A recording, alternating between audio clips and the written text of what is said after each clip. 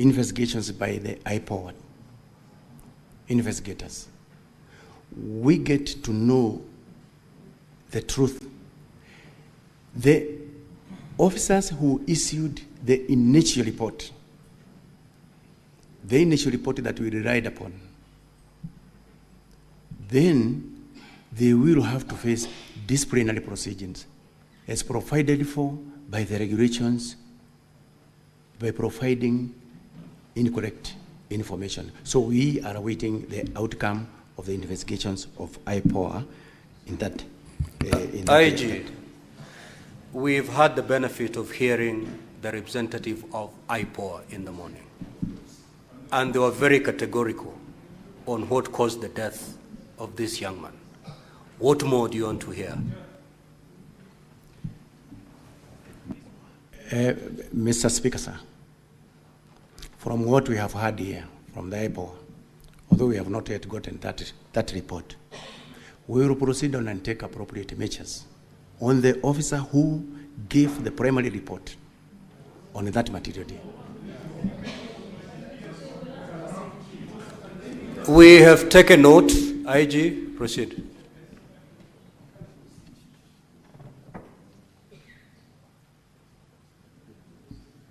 Then there was also the second question.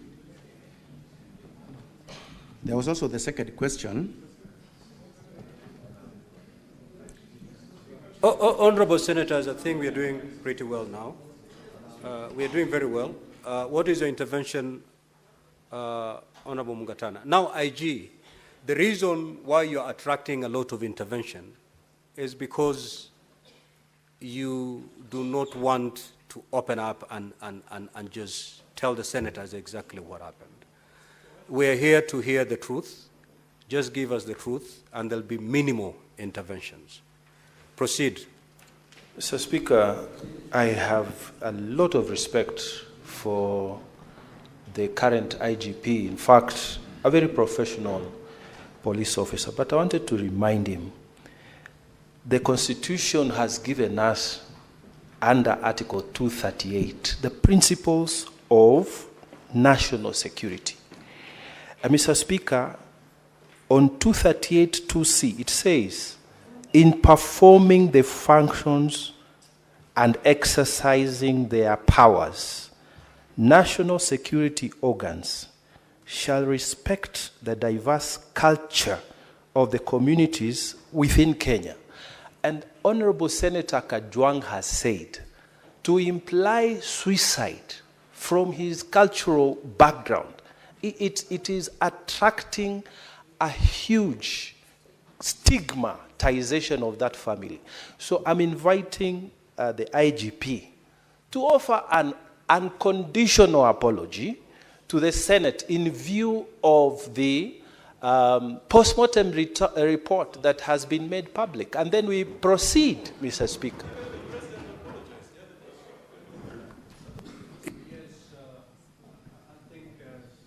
Mugatana is clear. IG. Thank you very much, Mr. Speaker, sir. It is true, as Senator Mugatana has said, that going by the report that we have gotten from IPOA, that it is not true, he did not hit his head against the wall, but that is the report that we had from the word go. I tell my apology on behalf of the National Police Service because of that information.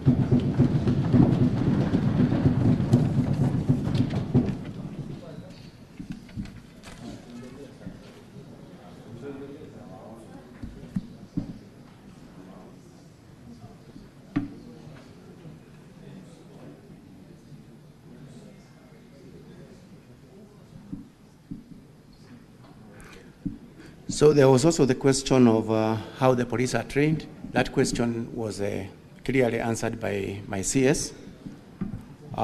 He also did mention that FADS is also another constraint that has been delivering the National Police Service to enable us to train everybody within the service.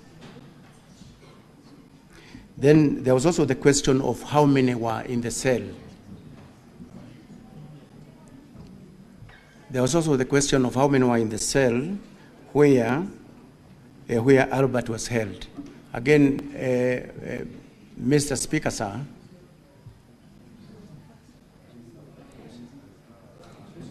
sir, this question again will also be answered very clearly in the investigations by the IPOA of how many were actually in that cell. The questions by Senator Omugeni.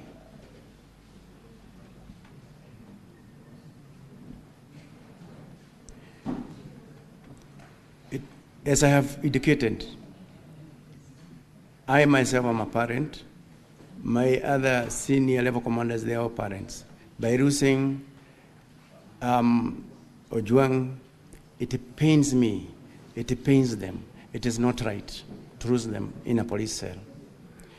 Now, when he arrived, or when he was brought in from Homa Bay, he was given an opportunity to call his family back home. As I did indicate from my statement that I was providing, where he did indicate to his wife that they had reached Central Police Station safely and he was safe. So that one confirms that when he reached Central Police Station, he was all right, by his own statement to his own family, that he was fine. So the second question is about why was Ojwang booked alone in the cells. As I have indicated there earlier, this is something that we are going to be provided with answers by the investigating agency, because these are some of the questions that it must answer.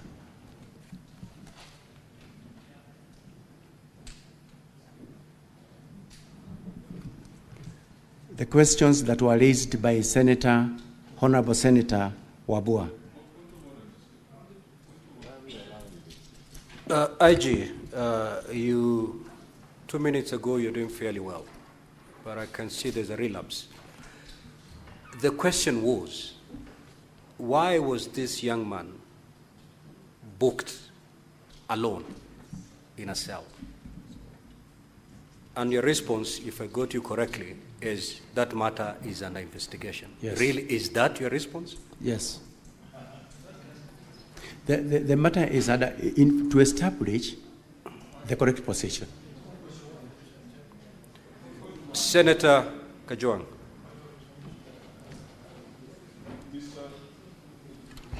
Mr. Speaker, I'm assuming that the IG is proceeding sequentially, and he has conveniently avoided two questions that I asked. And that was why the Deputy Inspector General of Police is still in office when he was very quick to interdict or to give directives for junior officers to be out on the basis of the proximate cause theory. And I also asked a very specific question that came out of his submission, that there were other names. There were other 4 persons of interest. Are they alive? Or are they in a ditch somewhere? Are they at City Mortuary? He's supposed to tell us that if he's going sequentially. Thank you, Mr. Speaker. Proceed, IG. In regard to the question that was asked by Honorable Senator Kajwang about whether to reassure the House that all the 4 that were mentioned are alive. I'm going to give an answer, but the rest of the details will also be provided for by the DCI. To say this, there was one suspect who was arrested, and by that time he had been placed at Kamukoji police station. When the file went before the ODPP raised issues that needed to be covered. Thereafter, the suspect was set free until such a time when the file goes back to the ODPP and he gives his recommendations. As for the rest, none of them had been arrested. So we believe they are still out there.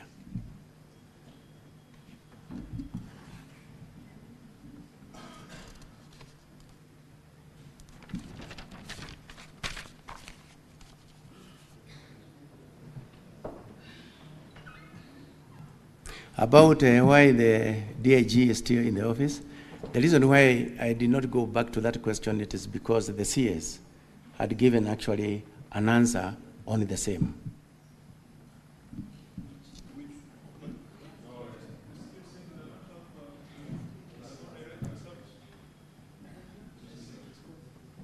He did respond.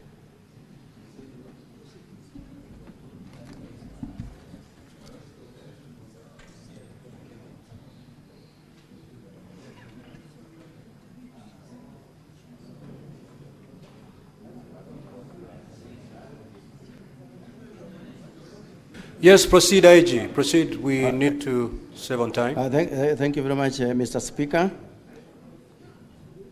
So that question of why Ojwang was booked alone in the cells, as I have answered right now. No, we are saying. Honorable Senators, the IG has responded to that question. His answer may not be satisfactory, but it's an answer. That is what he replied. Proceed. Thank you, Mr. Speaker, sir. The questions that were raised by Honorable Senator Wabua. He first of all registered displeasure of the absence of the chair IPOA. I think that one was recorded. The questions that were directed to the IG is when at the Central Police Station,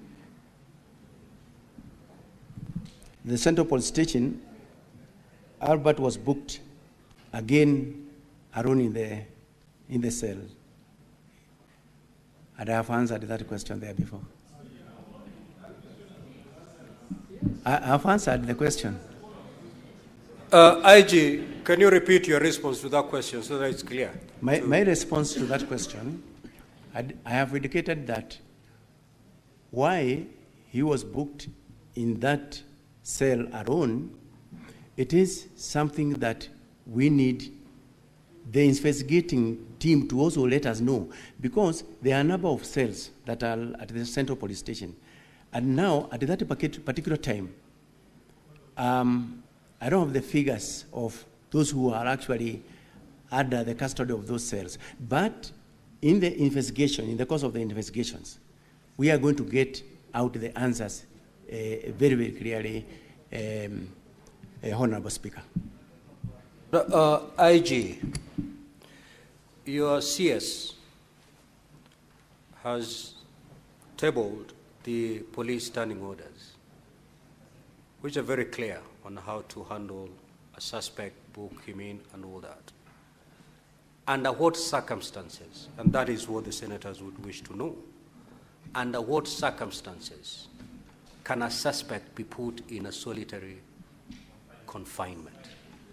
And did this young man fit the description so as to be put in a solitary confinement? Honorable Speaker, once again, thank you very much.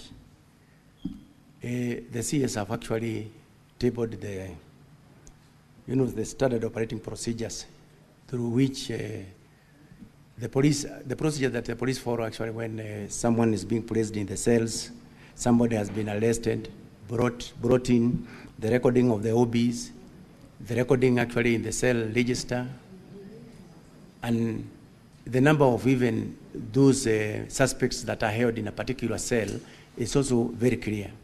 So what I am not very, very sure of as at now is, and I'm looking forward to the investigation of the IPOA, why is it that he was alone in that cell? Is it that we had more cells? Is it that we did not have others who are there? So we are waiting for that question from IPOA.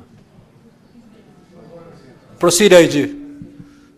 Honorable Senators, let him conclude. We'll get better responses from IPOA. But before you proceed, IG, what's your intervention, Senator Andago?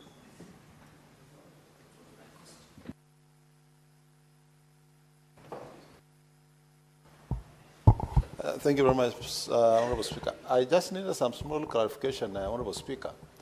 I thought in the morning I heard IPOA say, in the progress they have made, they have also recorded a statement from one of the detainees.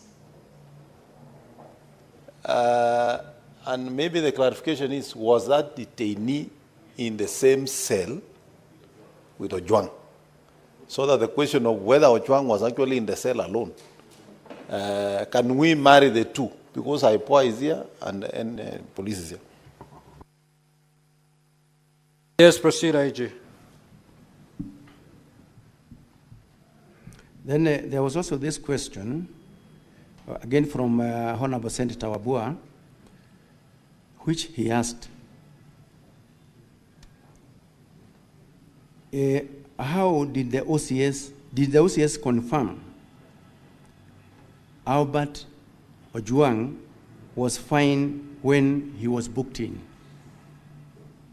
So again, that question goes back to the earlier question that I had answered, that when he reached the police station, when he was brought in at the Central Police Station, he was given an opportunity to talk to his spouse, where he did confirm that they had arrived safely and he is fine. And that record is actually in the occurrence book. And it was done by those officers who are at the report office at the Central Police Station. So that is actually the confirmation that he was fine when he reached the police station.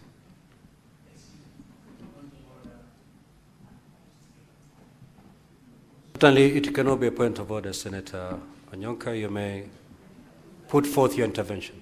Thank you. IG, there's a gentleman who was the OCPD of that police station at Central, Mr. Benjamin Talam. Are you aware that he refused to book Mr. Ojwang when he was brought in, and that is why he was taken to the hospital? And in today's newspaper, he said he refused to accept him because the condition in which he was in, he would not have been accepted into the cells, according to his training. Mr. Speaker, sir, according to the information that I have, the late Albert Ojwang was booked in at the police station, Central Police Station, at 9:35 hours in the evening, and placed in the cells. Then the OCS, who is responsible for that station, was informed of the same. So the other one from the Honorable Senator, that one I'm not aware.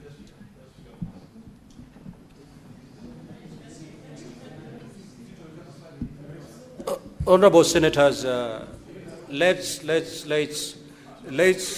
I'm taking note, and Senator Wambua, I'll come back to you. Just run through the questions that you have. For those ones that we feel are not satisfactorily answered, we will certainly have an opportunity, Senator Boni. Just proceed. Yes, Senator Boni.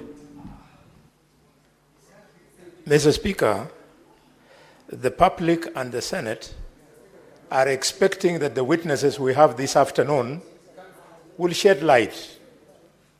And that light can only come out of the quality of the evidence that they are adducing. Mr. Speaker, there is something called a hostile witness. When a witness deliberately, with due respect to Kanja, either becomes economical with the truth or attempts to evade a question, he's being hostile.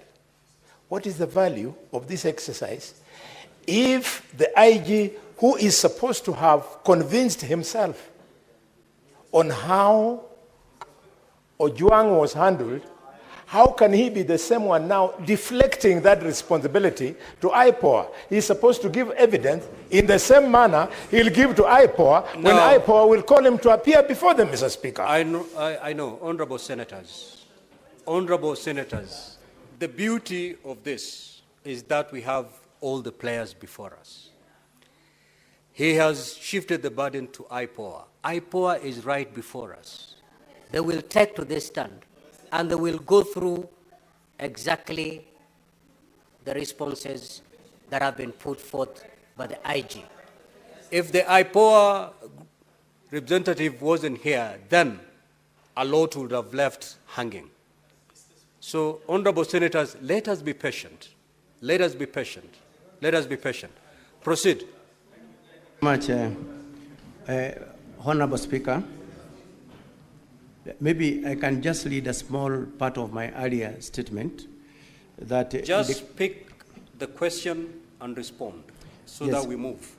So the question that had been asked here is, I would like to reply as follows.